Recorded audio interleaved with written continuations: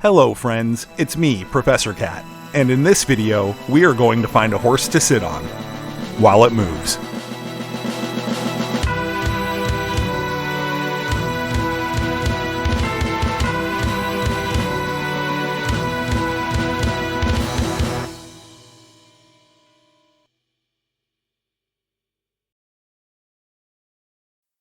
The riding skill is the fastest way to travel in Project Gorgon.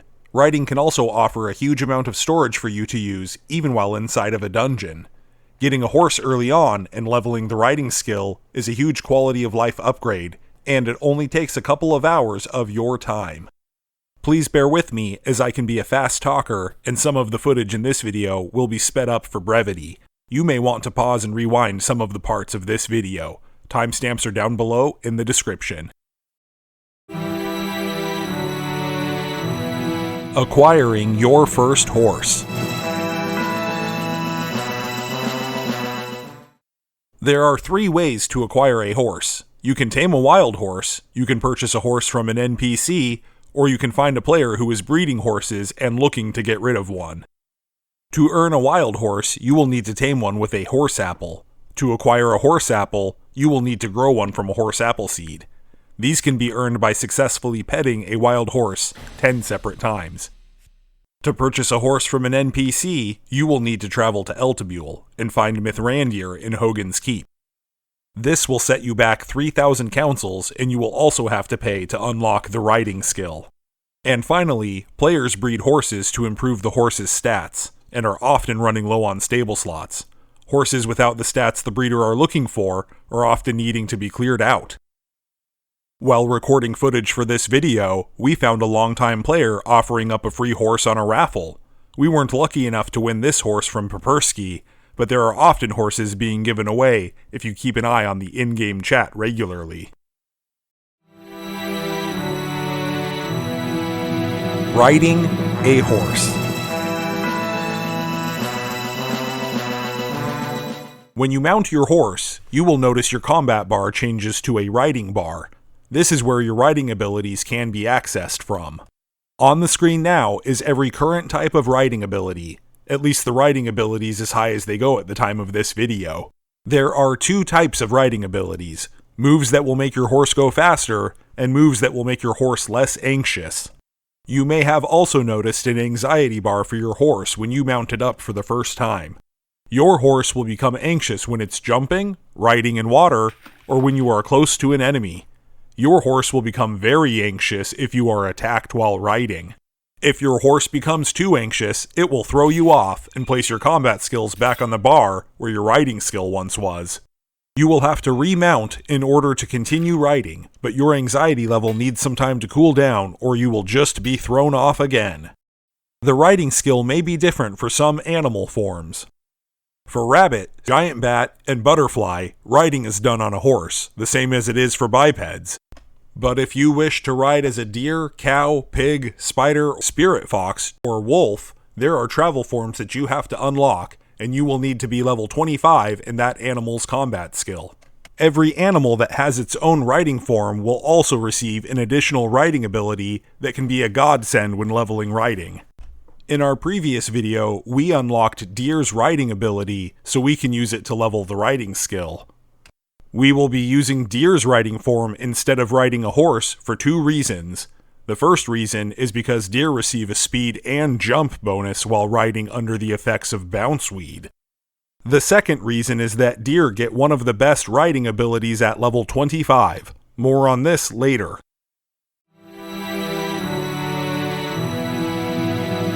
Leveling riding.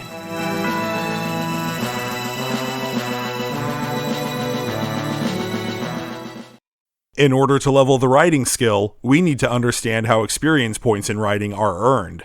Every map that you can ride has an invisible grid. We will need to find an enemy in every square on the grid if we want to gain all of the experience this map has to offer. A list of riding maps can be found on the wiki under the riding page. We can access the wiki from in-game chat by typing /wiki riding seen on your screen right now. If we scroll down, we can locate all of the riding maps available. The player McBreezy deserves a lot of credit here, as he's the one who made these maps. He taught me everything I know about how the leveling squares work. Since we now know that experience points are granted based off of a grid pattern, it makes sense for us to ride in a systematic way through every square. I like to do this in a zigzag pattern. Here's what my Povis map looks like after I've leveled riding using the grid map. Let's take a closer look at the Povis grid map. You'll notice there are partial squares on the edges of the entire map. These partial squares count for experience the same as any of the full squares. It's important to make sure you are finding or dragging enemies into these squares before you consider a zone cleared. Every map has partial squares on some or all of the edges. Let's take this riding knowledge to a new character and see how fast we can level up the riding skill. Leveling riding in Serbule Hills. You do not have to impose the riding grid over your game map like I do, but using these grid maps can help make sure you've hit every square.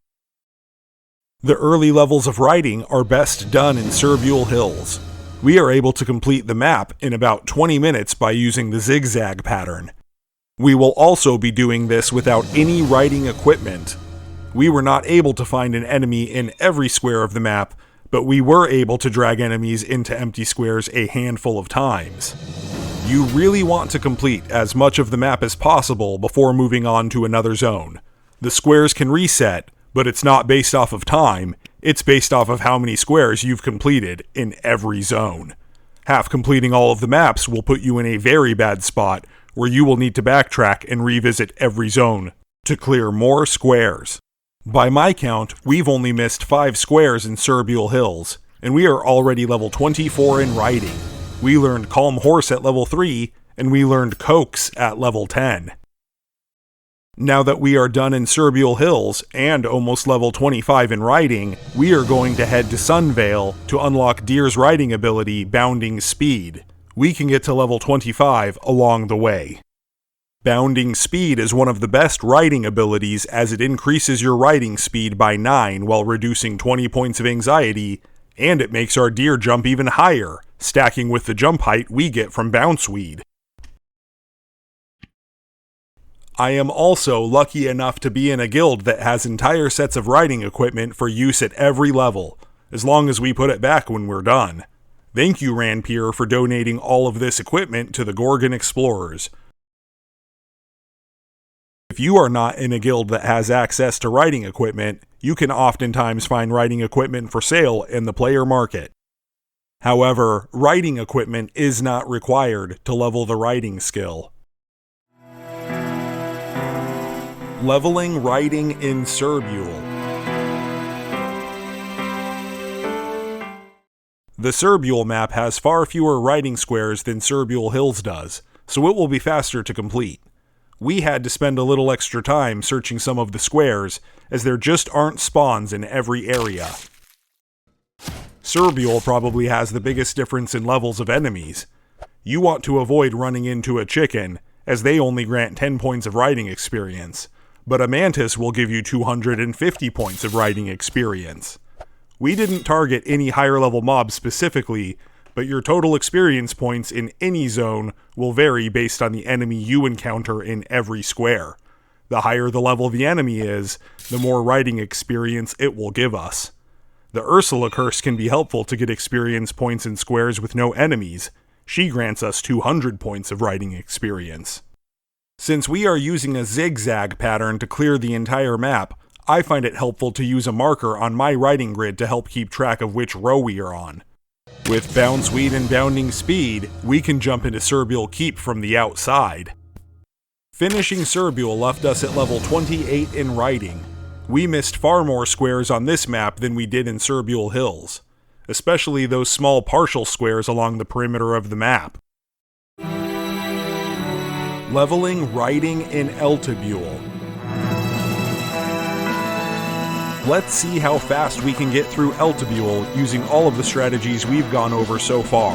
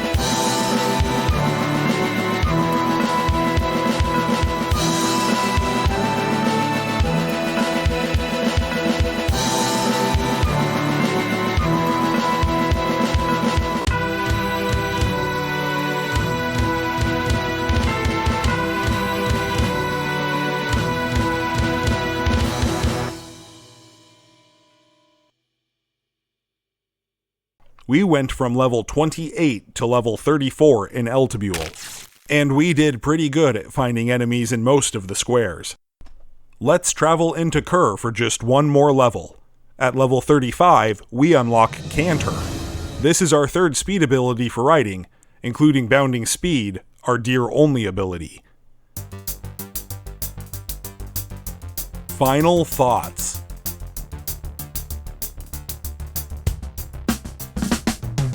The total time spent riding in Serbule Hills, Serbule, and Eltibule was around an hour.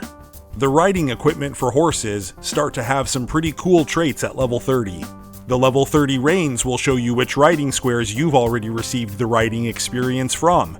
And at level 30, you will have access to the first level of the Mystic Saddlebag. This allows you to send items to your saddlebag even when you are in a dungeon. I cannot stress enough how you will be hindering yourself later on by not clearing entire maps before moving on to the next map. You don't have to do the zones in order, but you'll eventually have to clear all of the maps if you want to take your riding skill to max level. We did not go into horse stats in this video, but the traits of a horse will determine things like saddlebag size, max speed, anxiety, or turning radius. The same is true for the combat level of an animal skill.